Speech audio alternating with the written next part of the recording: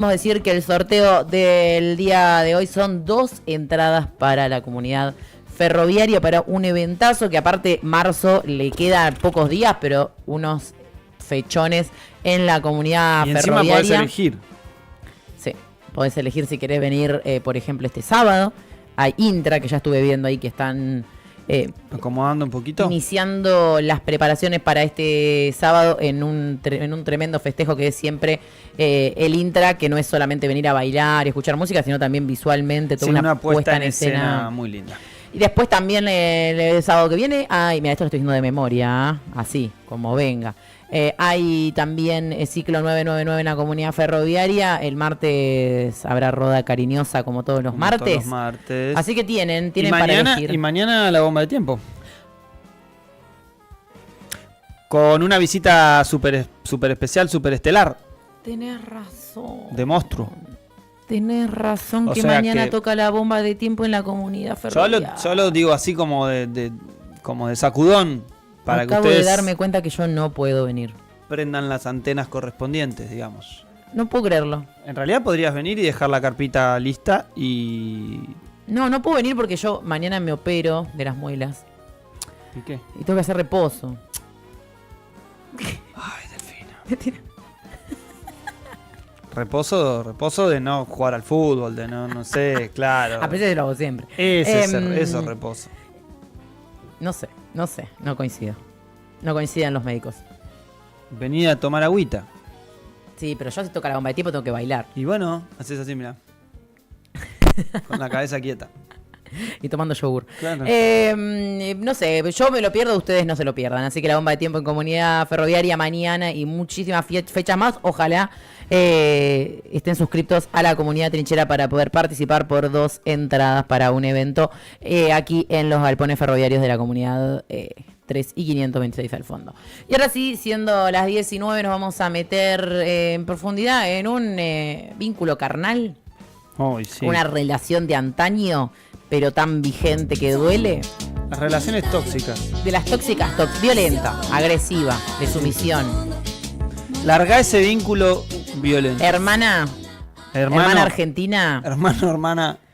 Hermane, larga ese vínculo violento que mantenés. Eso es lo que tenemos que hacer como patria, principalmente con el organismo multilateral de crédito, que el día de ayer algunos 129 diputados y diputadas le firmaron un cheque en blanco al presidente Javier Milei para que pida un nuevo acuerdo con el Fondo Monetario Internacional.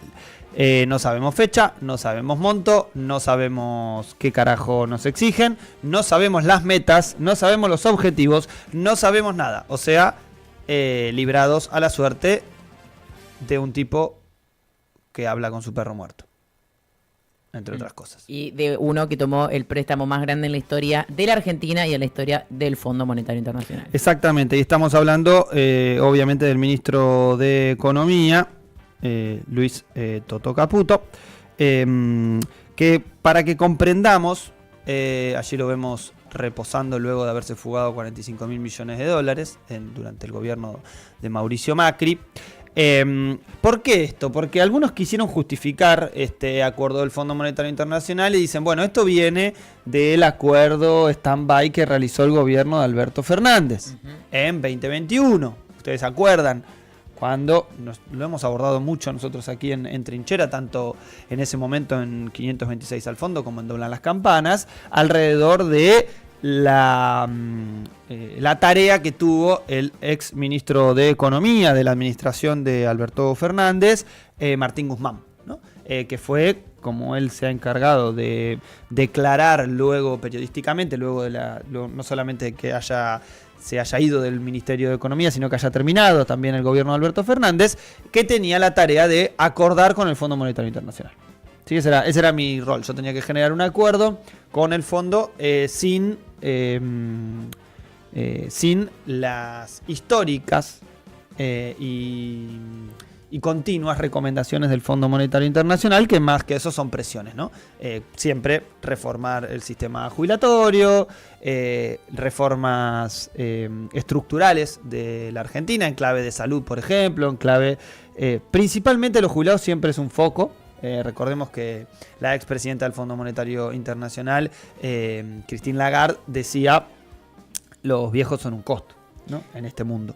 Son muchos. Cuando nosotros hablamos del recetario básico del Fondo Monetario, tiene que ver con achicar el gasto público. Ahora, para hacer un achique verdadero del gasto público y que llegue a las metas que el Fondo Monetario te pide, inevitablemente hay que ajustar a los jubilados, porque así ha sido en todos los países en los cuales interviene económicamente el Fondo Monetario, porque te dicen achicar el gasto público. Sí, como está haciendo este gobierno, achicás un poco en ciencia y técnica, achicás un poco en educación, achicás un poco en salud, o achicás bastante en cada uno de estos ámbitos. Igual no te alcanza para cumplir esas metas que el fondo te pide. Siempre, de alguna forma u otra, terminás achicando y ajustando por parte de los jubilados, porque en los términos monetarios y deshumanizantes del Fondo Monetario, son el gasto más grande de lo que integra justamente al gasto público.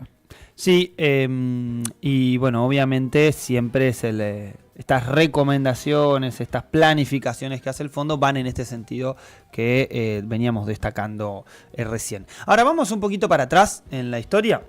Vamos un poco a la fundación del Fondo Monetario Internacional en el marco de un nuevo acuerdo de mundo, ¿sí? Estamos hablando del fin de la Segunda Guerra Mundial, mediados del siglo XX, específicamente julio de 1944, en el cual se funda el Fondo Monetario Internacional luego de los acuerdos de Bretton Woods, donde se crean todas organizaciones a nivel internacional que van a establecer criterios post Segunda Guerra, ¿sí? Esto es reacomodo organizacional del mundo que hoy está en crisis. Esto lo van a poder completar en análisis y profundizar obviamente con la escucha de Marcha de Gigantes todos los sábados con esta situación del mundo que estamos atravesando. ¿Sí? Estamos atravesando quizá una nueva etapa bisagra en el mundo. Entonces, a priori, los ganadores de la Segunda Guerra Mundial avanzan en construir no solamente entidades multilaterales de crédito, como el caso del Fondo Monetario Internacional, con 44 países como miembros en esa primera conferencia, en la cual también se creó el Banco Mundial y la Organización de Naciones Unidas, como para hablar de esquemas internacionales que van a no solamente tener ayuda económica a los países, ayuda económica, digo porque así se presenta, obviamente son créditos, y en el caso de la ONU, tanto condenas garantizar como la paz en el mundo, Franco. Claro, sí, como un intento, ¿no? Y quizás si uno se pone a pensar, les fue para la mierda entonces todo este. Hay que ver si en algún momento fue verdaderamente su objetivo, ¿no? Que haya paz Además, en el mundo. Y unos dirán, bueno, entonces nosotros estamos en el Fondo Monetario Internacional desde el comienzo. No. ¿Por qué no estamos desde el comienzo en el Fondo Monetario Internacional? Porque existió el peronismo en la Argentina. Con lo cual el general Perón, entre otras cosas, decía: ¿por qué nos vamos a meter en un encuadre internacional que nos van a querer de rodillas? ¿No? Y para muchos de los que decían que el general Perón había caminado un empréstito con el Fondo Monetario, vayan a chequearlo, vayan a buscarlo. Eso no es así. Eso no es así. Lo pueden ir a buscar. De hecho, el ingreso oficial de la Argentina al Fondo Monetario Internacional lo realiza la fusiladora, ¿no? Como ellos se denominaron, Revolución Libertadora, que realizó no solamente el golpe de Estado a Perón en 1955, sino además el bombardeo a Plaza de Mayo, ¿sí? Entre el mayor atentado de la historia de la Argentina, pese que a muchos les pese y quieran elegir otro, en clave de cantidad de víctimas, ese es el mayor atentado de la historia de la Argentina. O sea, miren lo que tuvieron que hacer para, entre otras cosas, meter a la Argentina dentro del esquema internacional. Así, la Argentina ingresa al Fondo Monetario Internacional, mediados del siglo XX, luego del golpe de Estado al general Perón. Bien, ahora, después, si uno empieza a repasar y dice, bueno, vamos a ver los primeros acuerdos, ¿no? Estos momentos en los cuales la Argentina ya queda con lo que diría Fidel Castro como una deuda con el Fondo Monetario Internacional es la soga al cuello de los pueblos. Esa soga no se desata. El fondo nunca quiere que le paguen. En realidad sí quiere que le paguen los intereses, nunca la totalidad de la deuda. El fondo no le interesa que sea que los países se desendeuden. De hecho, hay una anécdota muy buena de la deuda externa de Colombia, que uno de los que ofrece pagarla es Pablo Escobar Gaviria, uno de los más famosos narcotraficantes de Colombia, que obviamente fue negado, ¿no? Obviamente el fondo nunca le interesa que paguen. Pero volvamos a la Argentina para hablar de la historia un poquito de nuestro país. Vamos a hacer un repaso fugaz.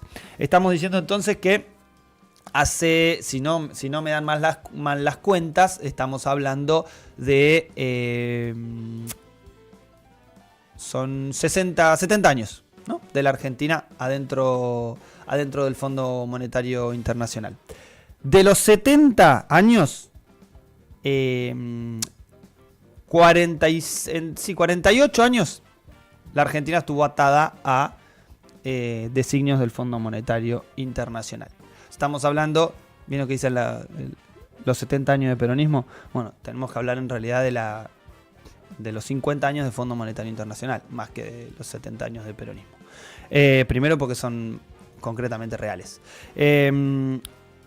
Hay distintos mecanismos de empréstitos del Fondo Monetario Internacional. Los más conocidos por la Argentina son estos acuerdos en clave de stand-by. Esto es una cuestión técnica, digamos, que no la vamos a repasar hoy, pero para describirlo rápidamente, el acuerdo stand-by, que son la gran mayoría de los que la Argentina llevó adelante con el Fondo Monetario Internacional, son asistencia financiera a corto plazo para países que afrontan quilombo con la balanza de pagos, concretamente los que tienen, por ejemplo, niveles de déficit muy altos, escasez de dólares. Entonces ese ingreso en corto plazo de un número significativo de dólares para la realidad de ese momento, de ese país, en este caso de la Argentina, resolvería de alguna manera esa situación de emergencia. El problema es si vos tenés ministros de Economía que se encargan de jugar a la bicicleta financiera y fugarla. Y si ese es el modelo de acumulación de divisas. Que ahí está el otro gran esquema. El fondo le entrega empréstitos a distintos países con distintos modelos de acumulación de divisas. Con lo cual no tiene un elemento técnico a la hora de... no tiene análisis técnicos a la hora de decir si le entrega o no le entrega un empréstito a un país. Es una definición política, digamos, ¿no? Sin lugar a dudas. El mejor ejemplo es la deuda que tomó Toto Caputo en 2018, donde la Argentina estaba desendeudada, donde la Argentina venía con un proceso de fuga de capitales al exterior, y sin embargo el fondo lo entrega, violando su propio acuerdo, su propia carta orgánica, ¿sí? El fondo plantea en su carta orgánica que no debe entregar empréstitos a países que están en un circuito de fuga de capitales, ¿sí? Esto es, de sacar los dólares afuera del país. Algo que se profundizó con el Fondo Monetario Internacional y concretamente se la fugaron todas chingüengüenchas. Entonces, el stand-by es este tipo de acuerdo. Otro tipo son servicios de financiamiento compensatorio, servicios ampliados y uno específico que tuvo la Argentina que se llamó servicio del petróleo. Esto fue luego de la década de la crisis del petróleo y obviamente la década del 70. Actualmente lo que tenemos, el acuerdo vigente, digamos, que es este acuerdo que firmó Alberto Fernández como presidente en 2022, es un acuerdo stand-by con programa de facilidades extendidas, con el mismo monto que tenía el acuerdo stand-by que llevó Luis Toto Caputo, que firmó Duhovne, que firmó Sturzenegger. Vamos a estar hablando... Esto era cuando Duhovne era columnista de TN. Era periodista y columnista de TN, y luego de ponerte este cartelito de no volvamos al fondo, a fin del gobierno, acá estaba con Carlos Pagni, era el columnista económico de Carlos Pagni. Luego de esto era el final del gobierno de Cristina Fernández de Kirchner, luego de esto, Duhovne es parte del equipo económico que tuvo Macri y fue quien, a sola firma, acordó con el Fondo Monetario Internacional. Bueno, y de hecho, de hecho se repite un poco la historia de, digamos, los funcionarios del macrismo antes diciendo que no había que ir al fondo, que estábamos libres de deuda. Lo mismo pasa ahora con videos y tweets de Javier Milei, insultando a Toto Caputo por ir al fondo, diciendo que ir al fondo implica o explica y ratifica el fracaso de un proyecto económico, y ahí lo tenés ahora a él y su ejército de libertarios festejando estar bajo la sumisión del Fondo Monetario de nuevo. Sí, hay como una cosa de que obviamente es parte de la fantasía, que es un relato que, si me preguntas a mí, es porque claramente hacen plata también con la bicicleta financiera, porque ningún análisis real, serio, puede decir que el Fondo Monetario ayudó a la Argentina, porque estamos hablando de que casi tenemos 30 acuerdos con el organismo y nadie puede dar una buena medida de alguno de todos los acuerdos que tuvo la Argentina con el Fondo Monetario Internacional. La Argentina siempre debió más plata, no solamente de que mucha de la plata que llegaba o que se firmaba en el empréstito no es la que se ejecutaba, ¿no? Por ejemplo, para dar algún ejemplo concreto, hay algunos de los acuerdos que llevó adelante la administración de Frondizi, por ejemplo, en el 58-59, que realizó 4 acuerdos stand-by, donde se pidieron 100 millones, por ejemplo, y llegaron solamente 60, ¿no? Esto también Frondizi, es parte... ¿el desarrollista? Esto, exactamente, sí. Que era, bueno, imagínense, el Fondo Monetario Internacional en ese momento planteaba como uno de los intereses y los elementos centrales para tomar un empréstito a los países, en este caso, la clave del desarrollo, ¿no? Que era un poco este esquema, y un esquema en el que la Argentina ya se había situado incluso previamente, digo, en la década del 30, mucho más fuerte, con un proceso durante el peronismo y algo que dio trunco, que era el proceso de industrialización pesada, estamos hablando, ¿no? Obviamente, que era el proceso de sustitución de importaciones, ¿no? Industrialización por sustitución de importaciones. Algo que empezó, insisto, en la década del 30 y luego intenta también profundizarse, en este caso, en clave de una línea desarrollista que viene a plantear Frondizi post-peronismo, ¿no? Recordemos, post-golpe de Estado. Bien, entonces, decíamos que no solamente los acuerdos se dan con el Fondo Monetario Internacional, sino también con el Club de París. En ese momento el argumento del fondo era, esto es en clave del desarrollo, ¿eh? El problema es que después la demostración, la cuestión fáctica, nos da que eso no sucedió. Que la Argentina no solamente se endeudó más, sino que nosotros, si vos te pones a medir en términos de algunos elementos estadísticos, la Argentina no solamente debe más, sino además tiene peores condiciones económicas, por ejemplo, en clave de capacidad industrial instalada, de un montón de elementos que podrían, de pobreza, podríamos plantear algunas cosas que parecen verdades de perogrullo, porque son cosas de las que hablamos todos los días, ¿no? Claramente el país cambia del 74 para acá de una manera muy trascendental. Pero vamos a un gráfico rapidito, querido Mati Marchi, que tenemos allí para ver. Si querés ponerlo en pantalla completa y nos pones chiquito a nosotros, así se nota bien este es un gráfico de chequeado.com que habla de cómo evolucionaron los acuerdos de la Argentina con el Fondo Monetario Internacional. Obviamente están en millones de dólares corrientes y aparecen en azul los acuerdos stand-by.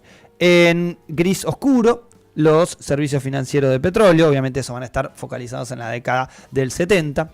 El servicio financiero compensatorio van a estar puestos en verde, y el servicio ampliado del Fondo Monetario Internacional, que esos son,